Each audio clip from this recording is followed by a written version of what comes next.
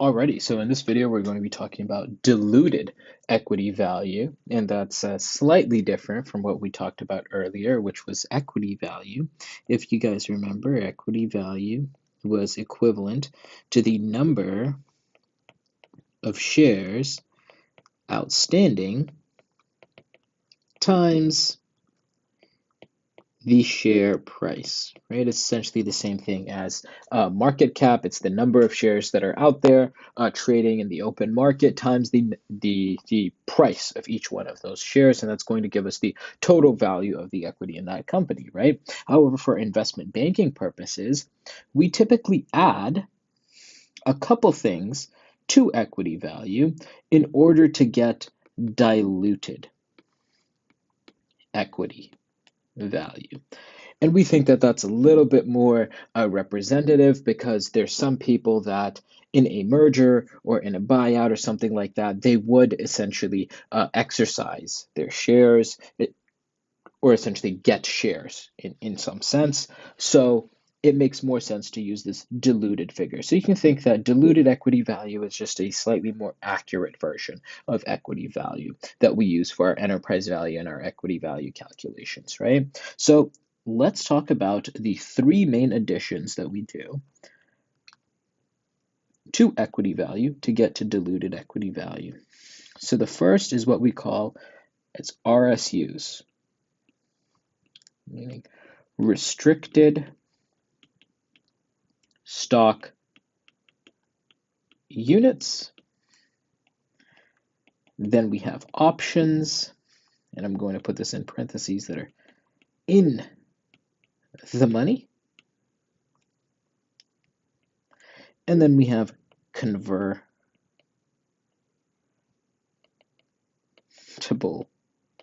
bonds that are in the money. Right, and I'll explain what in the money is and all of that, right? So let's first off start off with what RSUs are. So RSUs are essentially restricted stock that is issued to typically employees, and how essentially this ends up panning out is they are convertible to regular shares like 1-to-1, right?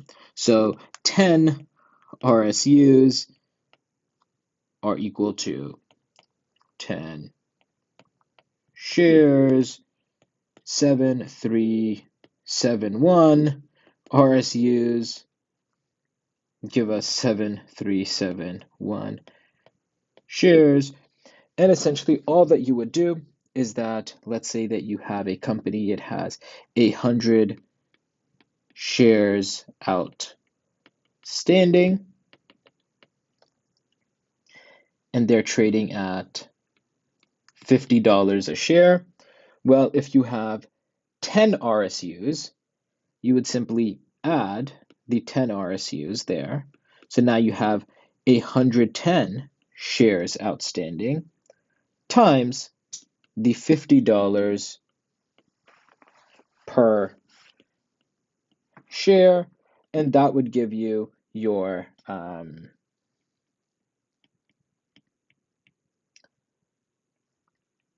diluted equity value.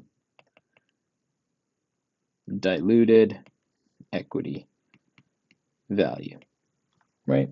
So all we did is just add 10 shares to it, and then we're just multiplying that with the current share price, and that gives us our diluted equity value. That's all you have to do for RSUs, right?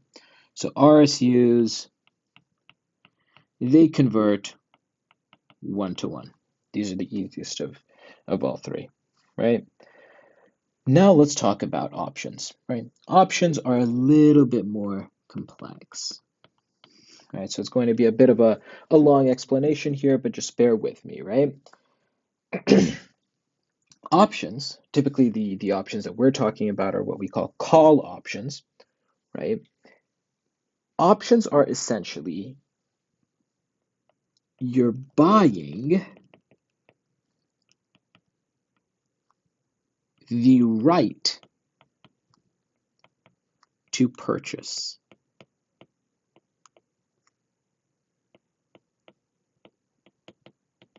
something at a set price, right? So you're buying the right to purchase something at a set price, right? So let's give an example of a home, right? Let's say that you find this home on the market and it's $1,000, right? Let's say it's 1,000, so it's $1,000,000, right? And you really like this home, but you're not 100% sure whether you have $1,000,000 or whether or not you can get the financing to pay for this home. So you go up to the owner of this home who has red hair, right? And you say, let me give you $10, right? And in exchange for that $10, give me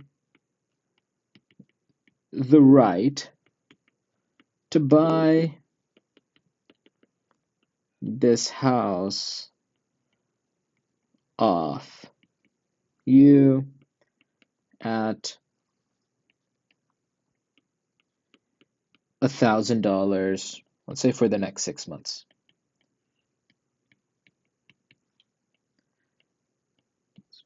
So anytime within the next 6 months, I want you to kind of reserve this house for me. I'm going to give you $10, and regardless of where this house is actually trading at, however the price moves for the next 6 months, I want the option to buy this house at the set price of $1,000, right? So you're giving the owner $10 and now you have this right to purchase something, right? So keep in mind, right? If the price of this goes down, excuse me, sorry about that. If the price of this goes down, let's say the price goes to 500, well, then you kind of just wasted your $10, right? Because I mean, yeah, sure, you booked it and now you have the right to buy it at 1,000, but I mean, you're not going to actually use that right. You're not going to exercise that right because you can just buy it in the open market at 500, right? So then it's kind of useless, right?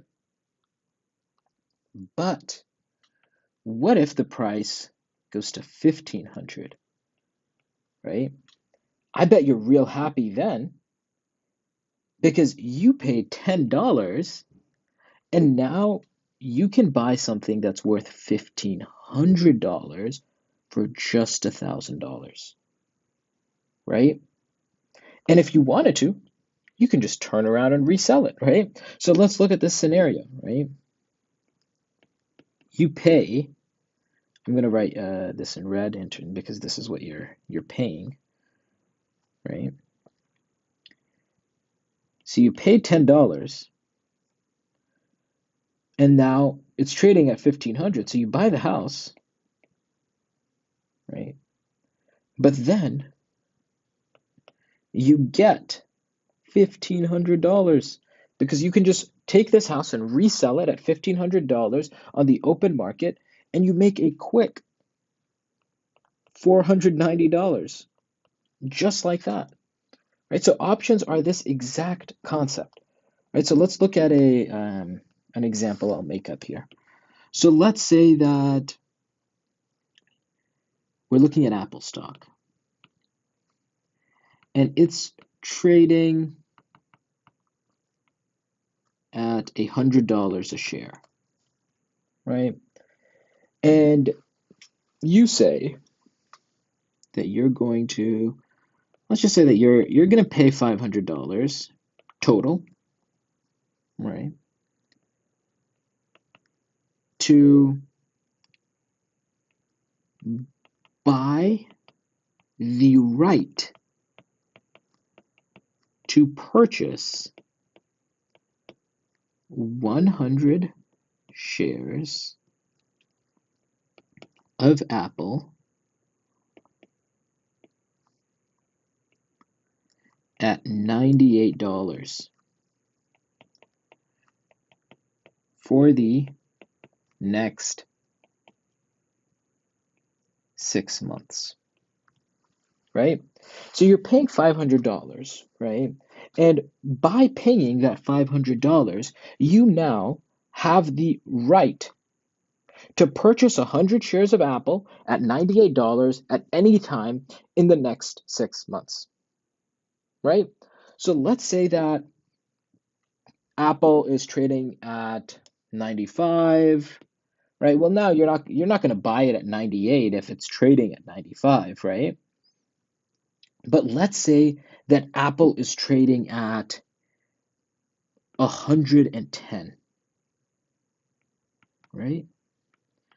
So Apple is now trading at 110. Well, what are you going to do? Right? You're going to buy 100 shares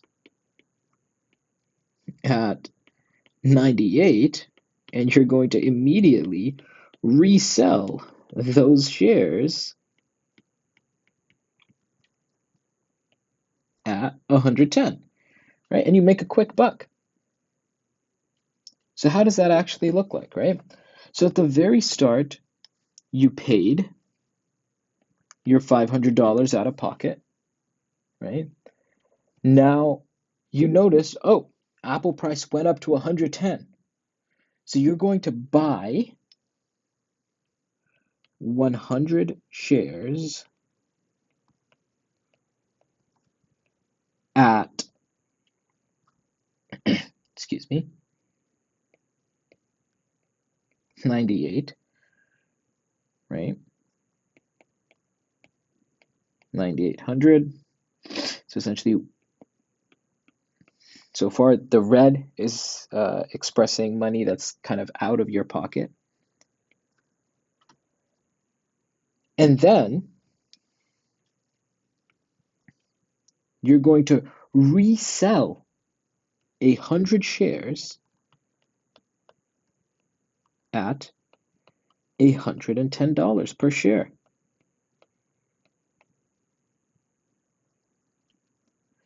right?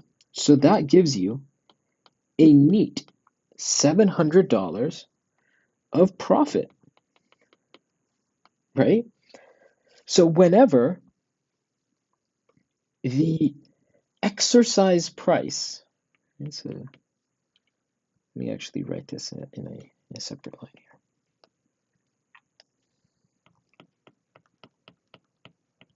The exercise, that is not how you spell exercise, but alas. Price is less than the strike. Sorry, not the strike. The market price.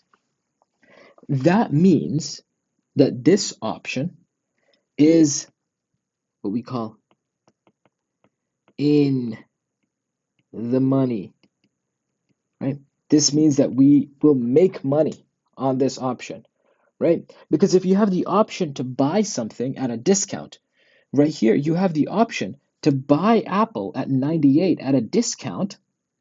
So the exercise price is 98 and it's trading at 100. The market price is at 110.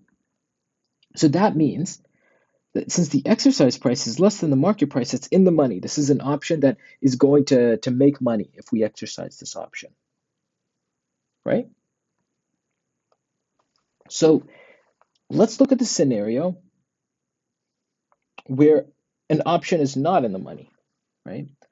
I want you to think just for a second. If I came up to you and Apple's trading at 100 right now, and I say, how much would you pay for the right to buy Apple at $1 billion per share, right? You'd say that's worthless, right? I'm not going to pay you anything to buy Apple at 100 when it's trading at $100 to buy Apple at $1 billion, right? Because it's not going to hit $1 billion, right? The exercise price is far above the market price, right? So it's a bit of a simplification, but that you assume that has zero value, right? So we are concerned with options that are in the money. If the exercise price is greater than the market price in the $1 billion example that I just gave, then we assume that it is worthless, right? If the exercise price is less than the market price, then it's in the money. Then we can go about kind of calculating out our diluted equity value like we did with our restricted stock units, right? So that's kind of the first thing to keep in mind, right? So let's look at an example, and that'll make it a little bit clearer around how we deal with options, right? So let's say that we have a company. It has 200 shares outstanding, and they're trading at $10 a share. And we have 50 options, and they're exercisable at $8 per share. So what does 50 options at 8 mean? Right? That means there we have the right to buy 50 shares of stock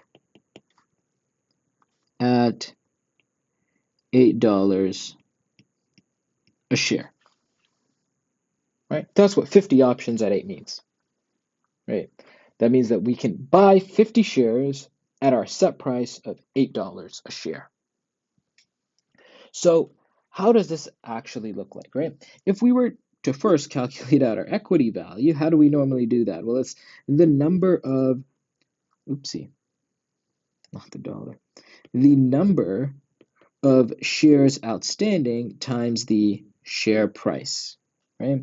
We know the share price is $10, right? But we don't actually know the number of shares outstanding. We know that there's 200 shares here, but now we also have some options that we need to take into account. So let's look at how we handle options, right? So the first step of options is, first off, let's check if they're in the money. Is 8 less than 10? Right? So we have to check if the exercise is less than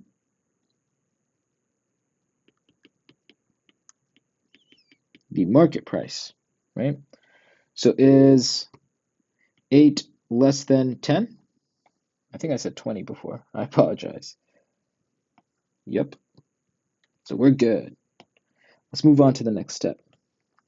The next step is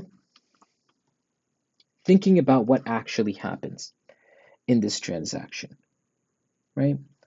Well, what the individual does is that they exercise these options.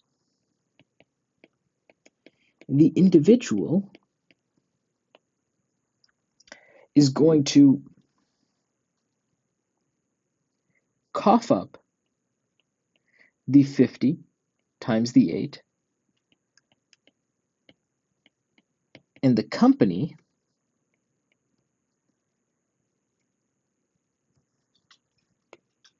is going to issue 50 shares, right? So what happens, right? The individual takes $400 out of their pocket, right? $400 out of their pocket, and they give that to the company because they're buying 50 shares, right? They're still buying shares. They're buying 50 shares just at a discount at $8 a share, right? So they still have to cough up the $400. And what does the company do? They issue 50 shares, they give that to the individual, right? Now the individual is free to do whatever they'd like with the 50 shares. They can hold on to that. They can kind of just sell it off immediately, whatever they want to do, right? But now the individual has their 50 shares, then we're kind of set on the individual side. Let's look at it from the company's perspective now, right? Well, let's look at the next step, right? Well, now the company is sitting on $400 worth of cash. They didn't actually want to issue these 50 shares, right? So what's the most natural thing for the company to do? They were forced to issue those 50 shares. Now they have $400 on hand. They may as well buy back as many shares as they possibly can with the 400, right? They use the $400 cash and they buy back as many shares as they possibly can, right? So if you have $400 in your pocket, how many shares of this company can you buy? It's trading at $10 a share, right? Well, you would just essentially look at $400, which you have in your pocket, divided by $10 a share. That's going to give you 40 shares, right? So 40 shares are going to be repurchased, right? So let's look at what happened in steps 2 and 3. The company issued 50 shares, right? So in terms of the total number of shares that are out there, there's 50 new shares. And then they repurchased 40 shares. Right? So 50 were issued and 40 were repurchased, right? So in terms of what's out there, what's floating out there to the public, well, there's 10 total new shares, right? And now that there's 10 total new shares, well, all we have to do is go back to our trusty equity value formula, right? The number of shares outstanding times the share price. What's the share price? It's $10. How many shares are outstanding?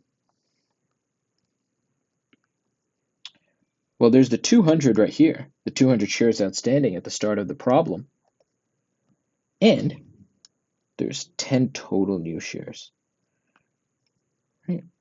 So this is the 200 plus the 10, meaning that this is 210 times $10 a share, which gives us our diluted equity value of $2,100, right? So let's go through the steps one more time, right? And I'll write them out here for you. The first thing is we check, is the exercise price less than the market price, right? If it is, good, we continue. If it is not, then those options are worthless and we don't consider it for our calculations, right? The next step is we look at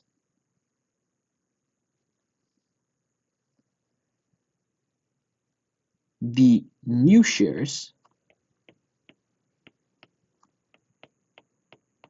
created, right? And the cash the company gets, right? So if there's 50 options, well, 50 new shares are created, and then we look at how much cash did the company get, right? We write that down as well. The third step is the company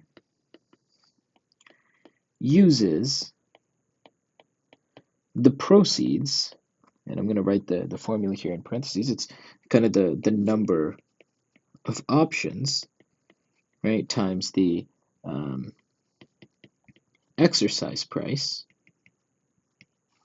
Right? That's what we calculated out as the cash that the company gets, right? Well, it uses those proceeds to repurchase the shares. Then step 4 is we look at the new shares created in step 2 minus repurchased shares in step 3. That gives us our total new shares. And then our final step is we take our shares outstanding plus our total new shares times our share price. And that gives us our diluted equity value, right? So hopefully that's clear. I'll do another example of the options, but I just want you guys to hopefully have walked through with at least one example first before we get into convertible bonds, right? Because I'll do one kind of comprehensive example at the end. So now let's talk about convertible bonds.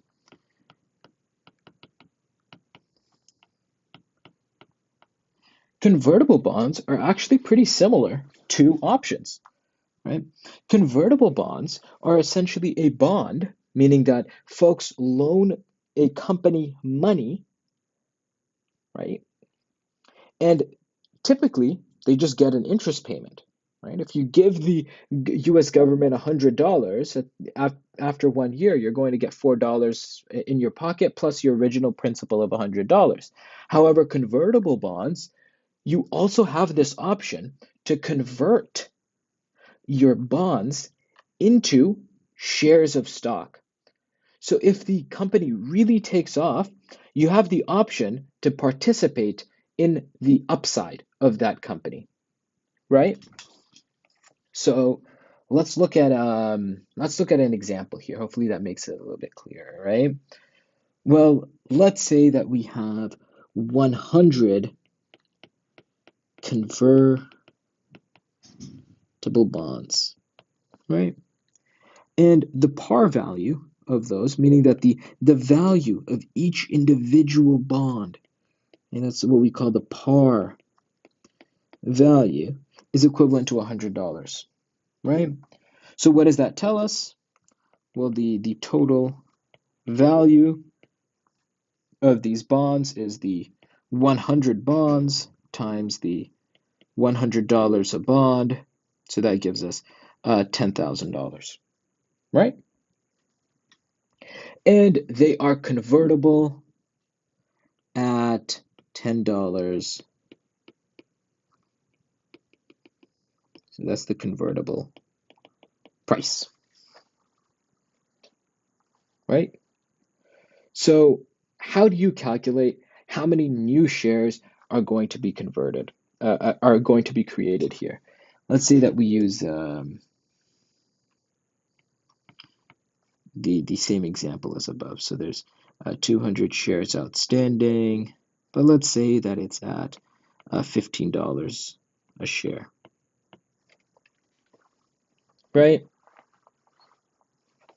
So now we look at it. The convertible price, just like the option, that's less than the market price, meaning that they're in the money, we're good to go, right? If it isn't, right? If this convertible price was say 100, well then you don't want to convert these bonds if they're convertible at 100, if the market is trading at 15, right? You only want to convert when you're able to make a profit. So the convertible price, just like the exercise price, has to be less than the market price. And if the convertible price is greater, so let's just write, if the convertible price is greater than the market, then we just treat this as a regular bond, right? So we just treat this as kind of debt, right? So that's a little tidbit to kind of remember, right? So when we are calculating out our equity value to enterprise value, right? Remember our enterprise value equals our equity plus our net debt, right? Well, if it's not in the money, then it's just treated as debt So we just add it to equity value to get enterprise value, right? But most of the problems that you guys will get are it is going to be in the money, right? Meaning that the convertible price will be less than the market price. So what do we do in this scenario, right? Well, we need to essentially figure out a pretty intuitive thing, right? Well, the number of bonds, right? How many bonds do we have times the number of shares that we get per bond, that's going to just give us the number of new shares, right? Of new shares. That makes a lot of sense. The number of bonds that we have times the number of shares that we get per bond after we convert them, that's going to give us the number of new shares. So let's look at this, right? Well, the number of bonds is 100. Let's mark this as blue. Is 100. The shares that we get per bond, right? Now here's where we're going to have to do a little bit of calculation. The way that we calculate out the number of shares that we get per bond, this is simply a formula that you're going to have to know, is the par value, the value of each bond divided by the convertible price, the conversion price, right?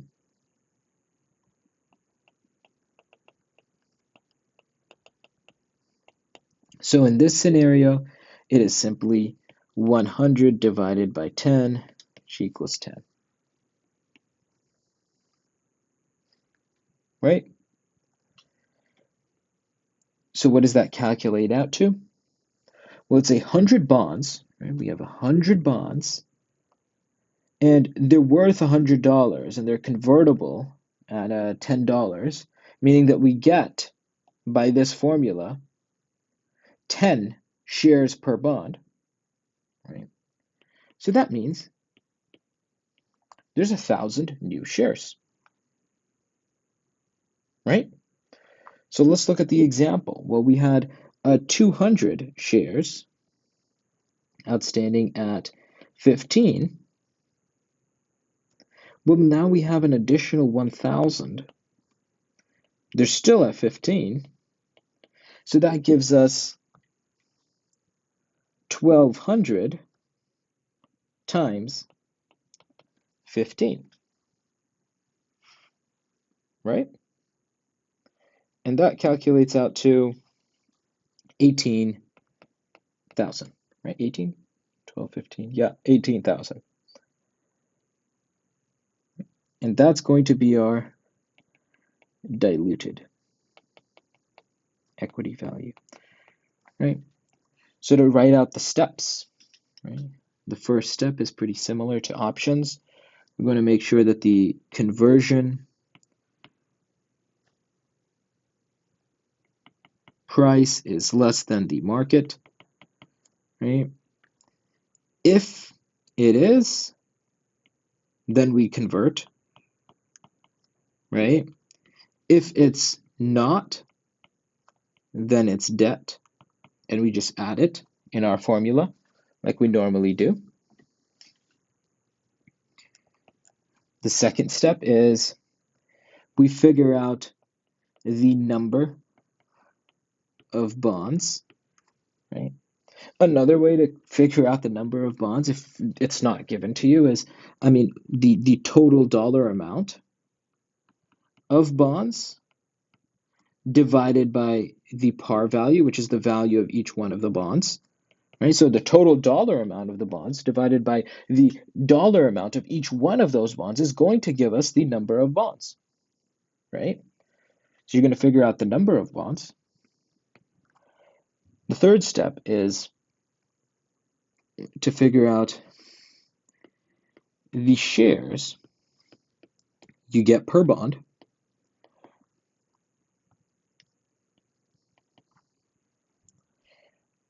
right? That's going to be the par value over the conversion price. And then lastly, you're going to take the number of bonds times the shares per bond, and that's going to equal to the number of new shares, right? So I hope that's relatively clear. So let's do one example where we combine everything, right? So let's say that we have a company, it has 10,000 shares outstanding. And they're trading at, let's say, $20 per share. It has 50 RSUs.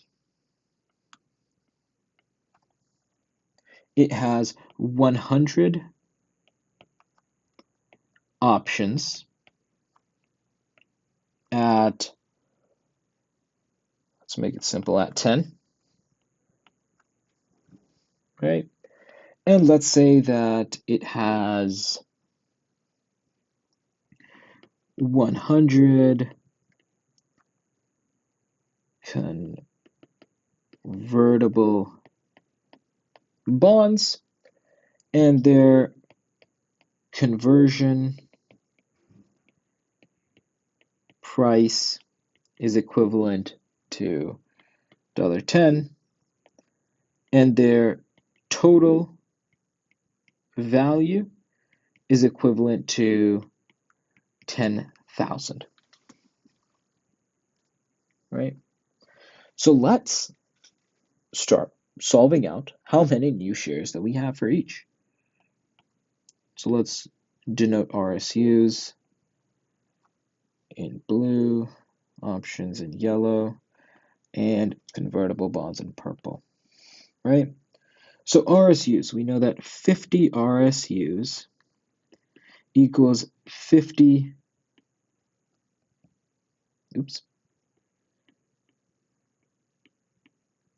new shares, right? That's all there is to it. And now we move on to options. We have 100 options. That's going to lead to 100 new shares. And the company is going to, let's write that actually. The company gets $1,000, right? This is simply 100 times 10 equals $1,000, right? So 100 new shares are issued, and the company gets $100, right? And keep in mind, the only reason we're doing this is because, well, 10 is less than 20, right? So these options are in the money. Right? So that's actually the first thing that you should check for, but I kind of did that without saying it out loud, right? Well, now the second step, this is the first step. Well, now the second step is the company is going to use that $1,000 to repurchase as many shares as it can at the market price at $20. 20. So if you have $1,000 and you're purchasing as many as you can at $20, well, what is that? That's 1,000 divided by 20 equals 50, right? So 50 shares are repurchased. This is step one. This is step two. Right? And in step three, all we're doing is looking at, well, how many total new shares were created? Well, our total new shares are the 100 new shares that were created minus the 50 shares that were repurchased. So that's 100 new minus 50 repurchased equals 50 is the total new shares. Right? Let's circle this as well. Now let's move on to our convertible bonds. Right? So the first thing that we solve for, or the first thing that we check is, well, is the conversion price less than the market price? Yes, so we continue, right? This is going to be treated as equity, right? Not as debt. Right? Remember, this is we're going to convert this into equity. We're not going to leave it as debt. So honestly, actually, I'll leave it up there. I'm going to just rewrite it. So we have 100 convertible bonds. They're convertible at $10, and we have 10K in total value, right? Well, what's the formula that we're trying to get, right? Well, it's the number of bonds times the shares per bond that we get, and that's going to equal the number of new shares. Well, we have the number of bonds, right? That's just the 100. So we have the 100 here. But how many shares are we going to get per bond? Well, the thing is, we need par value for that, right? And we don't have par value, but we do have total value, right? So let's go back up here. Well, if we have the total value, and we have the total value, and we have the number of bonds, well, can't we figure out the par value right here? Right? Isn't that just algebra? We can, right? So we get the shares per bond is the par value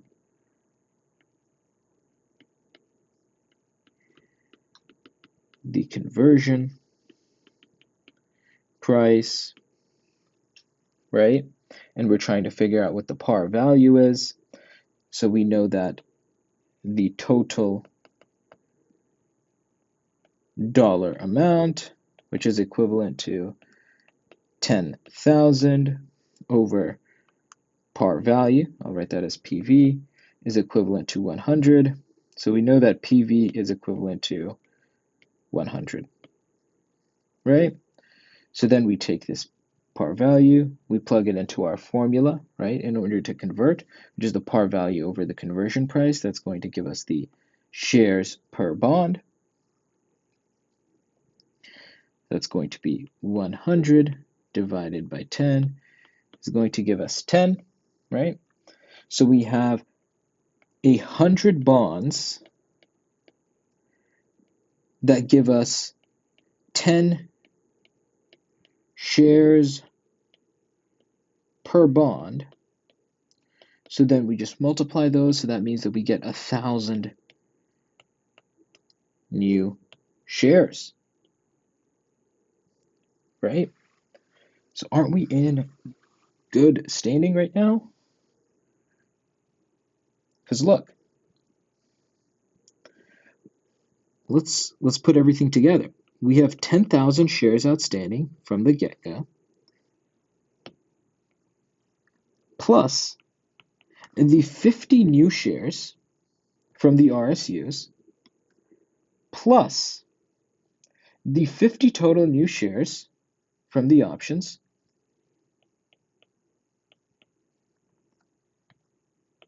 plus the 1,000 new shares from the convertible bonds,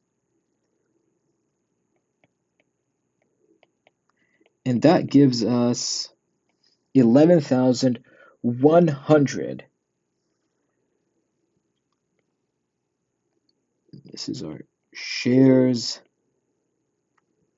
I guess they're not Let's write it as total shares, right? And now we're going to multiply this with the share price, right? Naturally, like we do for our equity value formula. So we multiply this by 20, and that gives us